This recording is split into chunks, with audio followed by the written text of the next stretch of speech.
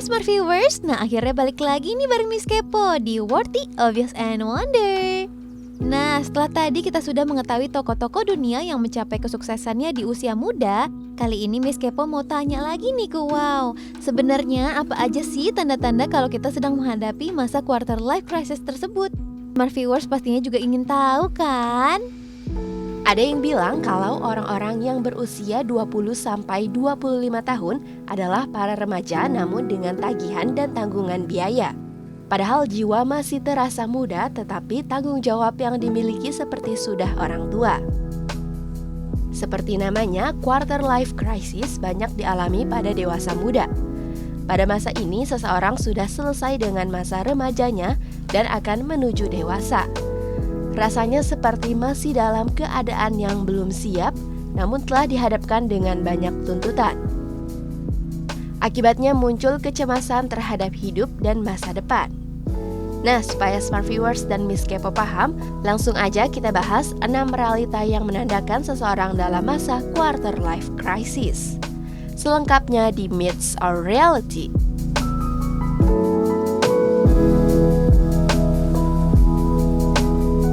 Pertama, mulai bertanya-tanya tentang seluruh aspek kehidupan. Salah satu tanda dari quarter life crisis ialah kerap kali diri kita dipenuhi tanda tanya atas segala sesuatu.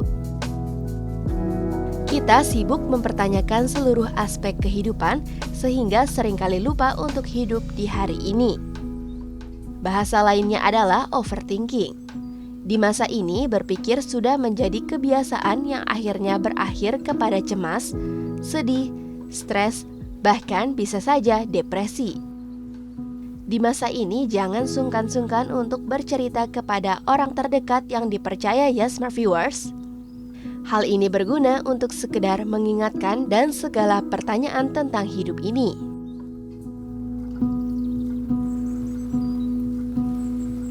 Kedua, terlalu banyak pilihan. Di masa quarter life crisis, tidak jarang kita akan disodori banyak pilihan. Saking banyaknya pilihan, kita bingung harus memilih pilihan mana yang terbaik. Banyak pertanyaan yang muncul dalam pikiran mengenai apa yang akan kita lakukan selanjutnya. Seperti pilihan-pilihan setelah lulus kuliah, apa yang akan kita lakukan? Memulai bisnis atau melanjutkan kuliah S2 di luar negeri, atau belajar menjadi barista. Atau bisa jadi pilihan-pilihan lainnya terkait relasi, pekerjaan, hobi, dan hal-hal lain yang sangat membuat kebingungan.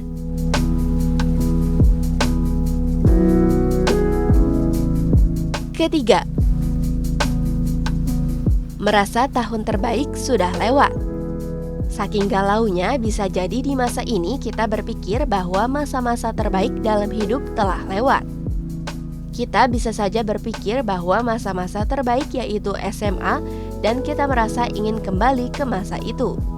Ibaratnya susah move on dan menyayangkan apa yang akan terjadi di depan mata.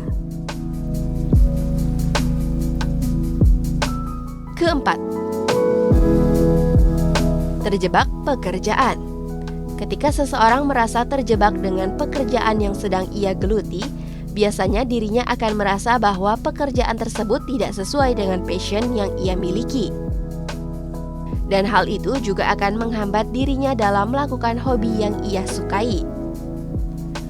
Pekerjaan yang tidak disenangi kerap kali datang secara bertubi-tubi, sehingga membuat pikiran stres dan tubuh menjadi lelah. Padahal yang dibutuhkan sebenarnya hanyalah beristirahat sejenak untuk menenangkan pikiran.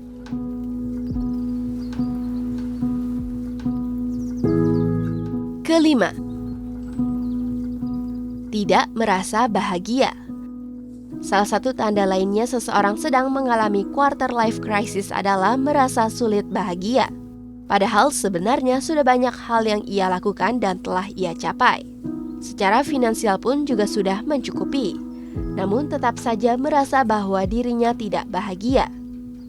Hal ini disebabkan oleh berbagai faktor, mulai dari karena kehilangan tujuan hidup yang sebenarnya atau terlalu ambisius tanpa dibarengi dengan usaha yang sepadan.